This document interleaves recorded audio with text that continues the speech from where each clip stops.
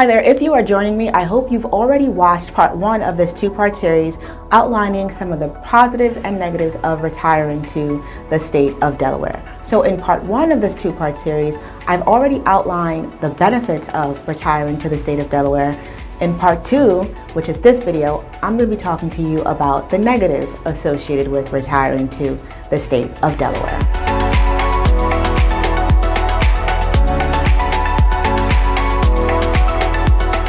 Hey there, my name is Chichi Aguoji. I'm a New York-based realtor with a focus on helping seniors and retirees sell their homes and find the best locations to retire. In this video, I'll be outlining some of the negatives associated with retiring to the state of Delaware.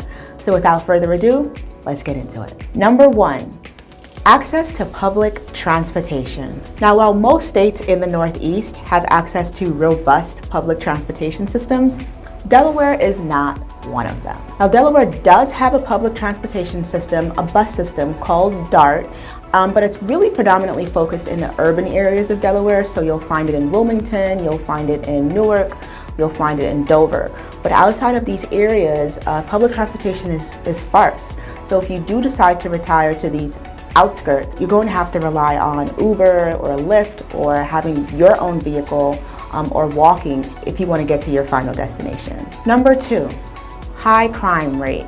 For such a small state, there's a lot of crime taking place in the state of Delaware. So much so that the state is generally at the top of crime rate rankings. So the numbers are as follows. There are 4.2 violent crimes committed per 1,000 residents in the state of Delaware. This is compared to 4 violent crimes committed per 1,000 residents nationally.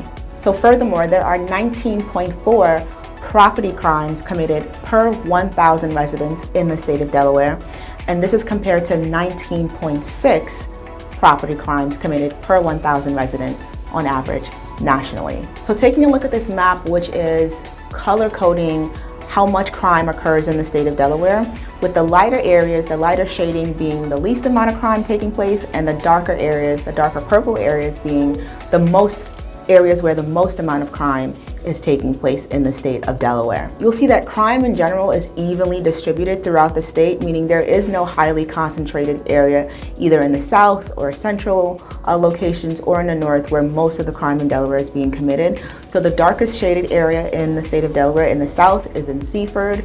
The darkest shaded area in central Delaware is Dover, Delaware, and then we see that there's a darker shaded area in North Delaware in Wilmington. So again, there's crime going on throughout the state, so it's really going to be difficult for you to be able to distance yourself from crime or distance yourself from these violent acts that are taking shape throughout the state of Delaware. So in short, if you are considering retiring to the state of Delaware, just keep in mind that crime is something that you're probably going to have to be concerned about. Number three, overcrowding. Now, believe it or not, Delaware is considered to be overcrowded.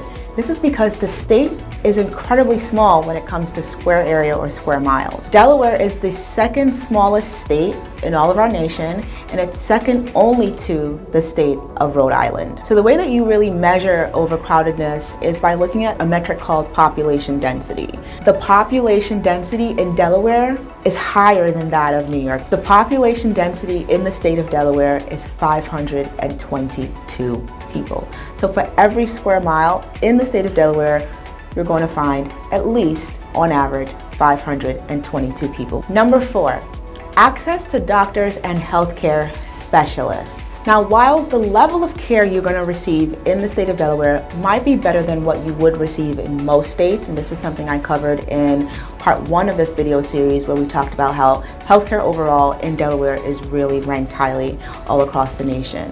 What's negative about healthcare when it comes to the state of Delaware is the fact that you may not have access to doctors. You may not have access to healthcare specialists.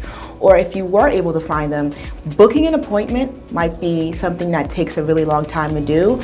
And actually getting to them if you don't have a vehicle might be something else that proves challenging as well. And this is really because of Delaware's limited public transportation system. So if you're someone who, like I mentioned earlier in the video, happens to live on the outskirts, you don't live near a major urban hub, you're going to have a hard time getting to your medical appointments if you don't have transportation. And so This is something that you need to consider if you are thinking about retiring to the state of Delaware. Hey, if you're enjoying the video so far, feel free to like, feel free to subscribe, and let's keep going. Another hiccup when it comes to physicians and when it comes to healthcare specialists in the state of Delaware is that the number of doctors in the state of Delaware is actually declining. This is based on research provided by the National Institute of Health, which shows that the number of primary care physicians in the state of Delaware declined 6% between the years of 2013 and 2018.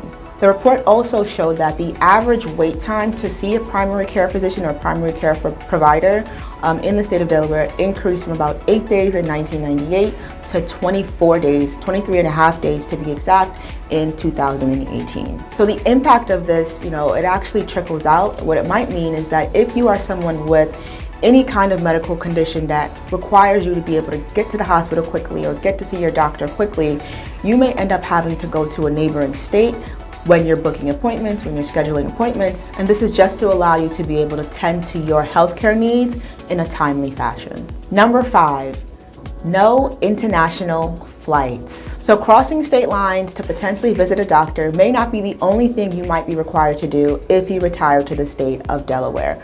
You may also be required to cross state lines if you want to catch an international flight. And this is because there really aren't any international flights which leave directly out of the state of Delaware. So if you're someone who loves to gallivant, or you imagine yourself gallivanting and traveling all across the world in retirement, and you want to retire to Delaware, you're going to have to trek over to one of the neighboring states, either Philadelphia, Washington, D.C., New York, and catch an international flight out of these states that have international airports. Now, all is not lost. You can still catch domestic flights out of the state of Delaware, but due to the lack of demand for international flights, there just isn't enough pull to get airlines to fly internationally directly out of the state of Delaware. All right, so if you're someone who is considering retiring to the state of Delaware and you would like some help as you consider your retirement options, feel free to reach out to me. I would be happy to assist you. All right, guys, that's it for this video. I hope you enjoyed the video. I hope you learned something new, and I hope to see you in